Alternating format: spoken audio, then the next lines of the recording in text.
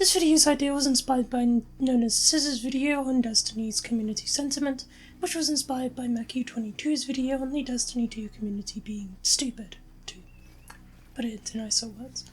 Along this, I wanted to yell into a microphone about this game's community for a damn long time, so these videos will be in the description. I recommend watching them. I'm now gonna yell into a microphone. Destiny is a game either known for being the best thing ever made or the worst thing ever, and that is because of over 70 billion different reasons, but I feel there are a couple that are more important than others. Trying to keep in the format, Destiny 2 is a game built for everyone, and that is probably its biggest problem in my opinion.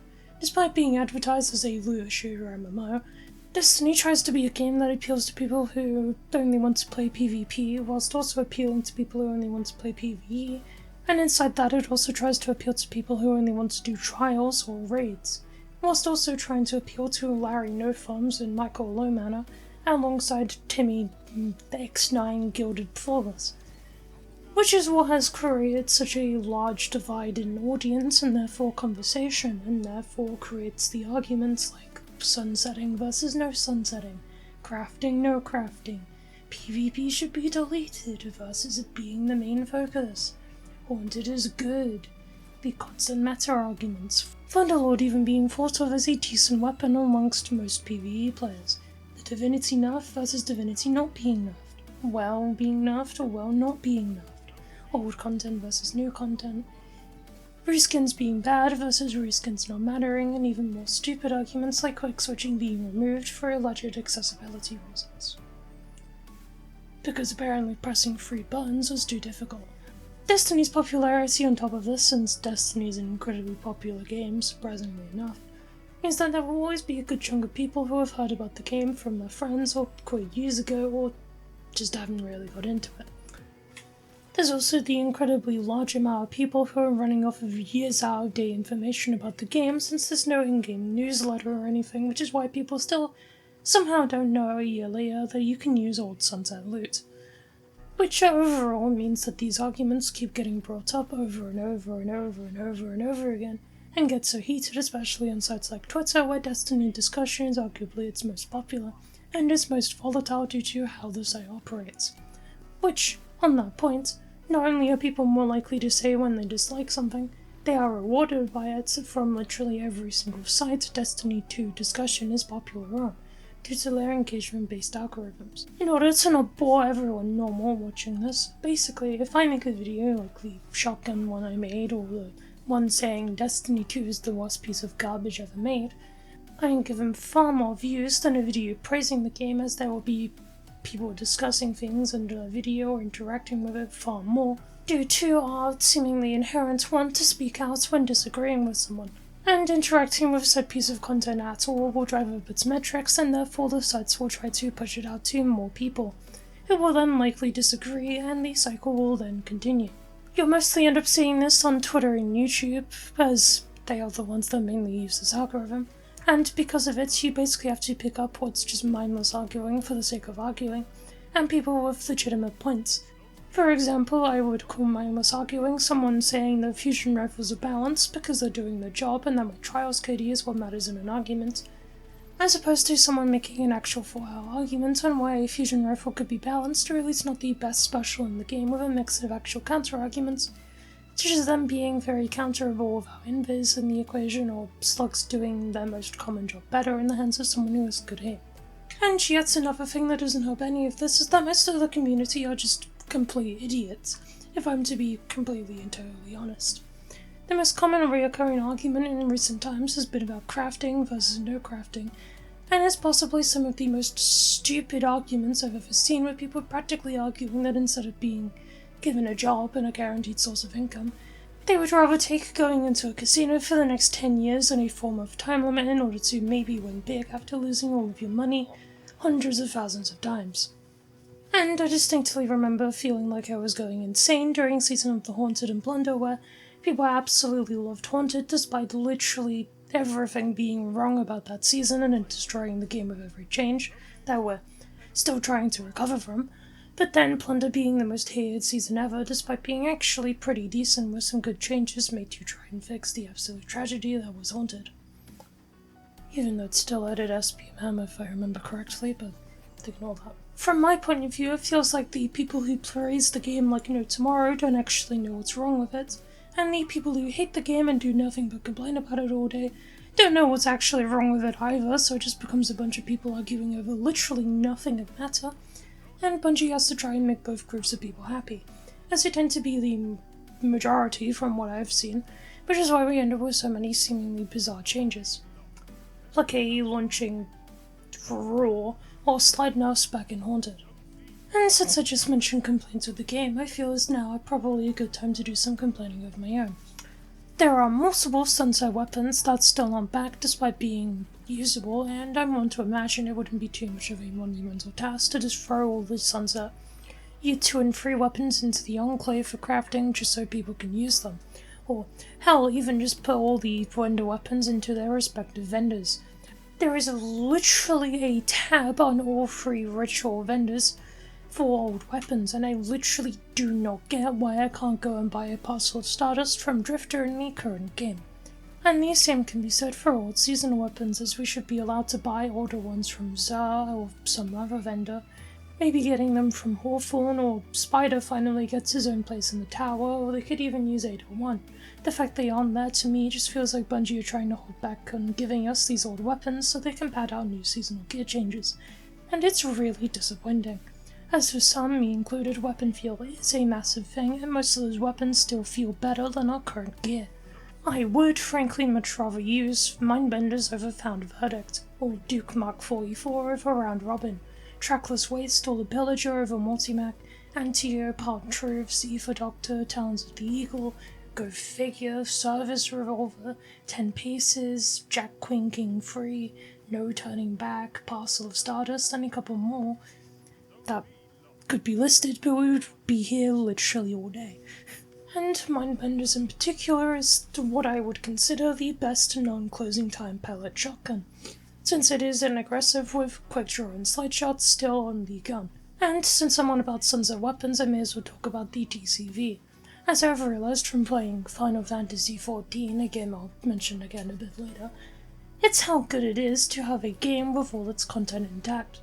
The Crystal Towers Alliance raid, which is the first raid you'll ever play, split into 3 different raids with 24 people, is an amazing introduction to raiding, as whilst it is just kill ads and do maybe like the one mechanic every 10 years, it gets people into the idea of doing it. And Realm Reborn, despite my complete lack of care for its story, is a good introduction to the game and helps a new player work up to playing the actual stuff they'll be doing later on, as well as the later stories. Destiny 2 completely lacks this though, due to sunsetting, and it is incredibly difficult for a completely new player to properly work up to doing its hardest content without outside help. And unlike Final Fantasy, it is literally impossible to experience all of Destiny's story, and if you are going to try and experience all of it, you'd have to go pay a visit to a 10-hour buy video on Redwater Forsaken alongside all removed seasonal content to actually understand anything that's going on in the current game fully. I will also admit that I personally wish I could go do the Leviathan raids and Scourge of the Past again, and also wish I could go patrol Mars again because that was, in my opinion, the best patrol location in both D1 and D2. And also most of it's in the game because they refused to remove it, but let's not talk about that. And it's no surprise to me that there are still people complaining that Bungie stole their money, as people are attached to these locations, activities, and weapons, even if they don't do them much anymore or did not like them at the time they were available. It's also worth mentioning that people are quite attached to money, and since I remember Forsaken costing like $120, since you needed to buy Destiny 2, Curse of Osiris, Warmind, and Forsaken in order to play the Forsaken DLC content, around launch when it got most of its sales, I'd feel pretty upset if I just had all of that taken from me. I feel a better analogy is less I had my Big Mac stolen from me, and more, I played Modern Warfare 1 and 2 for years, but suddenly Modern Warfare 3 came out and now I'm not allowed to play Modern Warfare 1 or 2, despite paying full price for them because Activision said so. This also goes back to the reoccurring arguments bit, as it's likely these same people who quit and keep seeing seasons get removed, something that would have only happened in Shadowkeep for those players, have no idea that DLCs are no longer being sunsetted and are not playing under the knowledge that they could be removed at any time. That's just the video I'm basing this one off of. Had this section, I'll add some bits of my own. There are countless issues that just aren't getting fixed, which I can say from personal experience adds to the frustration from playing this game. PvP in particular is the most mismanaged part of the game and the most important one for the continued health of the game. FFXIV is used as a method to try and get new and bad players into the playlist instead of teaching them why they're bad. The game's map design actively works against you, lightning blinds you, and Cauldron is one of my biggest enemies because of the art team. The special meter is being used as a band-aid fix of special weapons, as stuff like BXR, Battler, and Retrocess Duck are always the best weapons despite being the easiest weapons to use ever made. Region-locked matchmaking, especially in lower population like we've seen this year, is horrific, and just means matching the same 12 people over and over and over again, and causes even harder skill creep, which is something Bungie tried to avoid and horribly failed at, as EU servers continuously start to become more difficult and more annoying to play in. On keyboard and mouse, due to this being a console to PC port done really badly, stuff that's in the game to help controller players consistently causes issues for mouse players. For example, I've lost a Trials match a couple of weekends ago to throwing a Twilight Axe into a doorway and wishing track to the guy on the other side of the doorway, which in simpler terms basically means they went straight into the wall instead of through the doorway like I was trying to throw them. Both can be horrific to peek shot with in certain angles on keyboard and mouse, as instead of hitting the player you're trying to fight with, a mix of bullet mag and connection means they'll fly straight into the wall instead, which is incredibly annoying. And glide projectiles now have the same amount of curving as bows do, so they now inherit the same problem, which is annoying. And something that's always annoyed me about pellets is that in the air they will just randomly decide not to one-hit kill because of AE, and will just randomly get flinched like sniper rifles, and I've lost Trials matches because of that as well. In PvE, the quest design leaves players with basically nothing to do, and when content is added is as boring as do a mission or talk to an NPC and watch a cutscene. Content that should be replayed regularly over and over, like raids or giving craftable gear, and effectively a time limit on how long players will do them. Most seasonal content that's only in the game for a year to 4 months at a time gets no crafting and therefore no way to obtain weapons like Division reasonably once Heresy is over. Activities in PvE seem to always launch bugged recently, and I know that's something which has caused my own group of friends to stop playing as much. Doing 10 runs of Vesper's Host in the 1 week for the Icebreaker Catalyst made me want to uninstall the game very quickly. Nizarek and Witness Encounter rival each other for the most frustrating encounters in the game for 2 entirely different reasons. Nizarek has the worst AI ever developed, and whoever decided Witness should target players instead of working like Rock's lasers or something. I don't like them very much.